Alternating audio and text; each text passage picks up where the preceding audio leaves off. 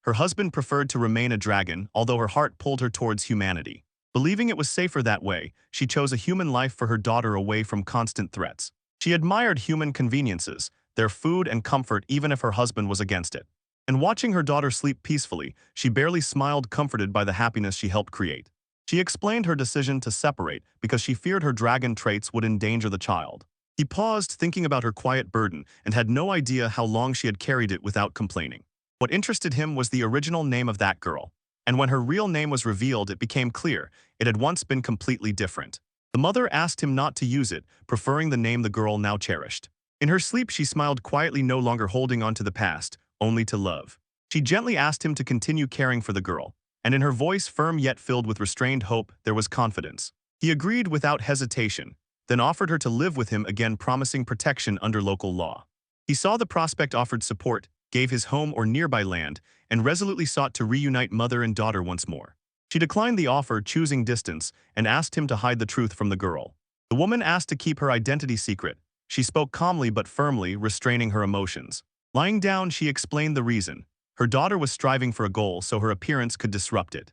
She revealed the girl's dream to follow her path and grow into fame as a famous traveler. The listener's gaze sharply widened. He realized the weight of her plea and understood her sacrifice. Quietly bowing, she asked one last thing: continue to guide the girl without revealing the truth. With a gentle smile, Jade accepted the request, promising to responsibly protect and mentor the girl. Their next conversation suddenly became urgent. A traveler named Onyx mysteriously disappeared within the Ice Kingdom. At the mention of the scarred, muscular man, something clicked in Jade's mind. He recognized him, and his face immediately tightened with concern.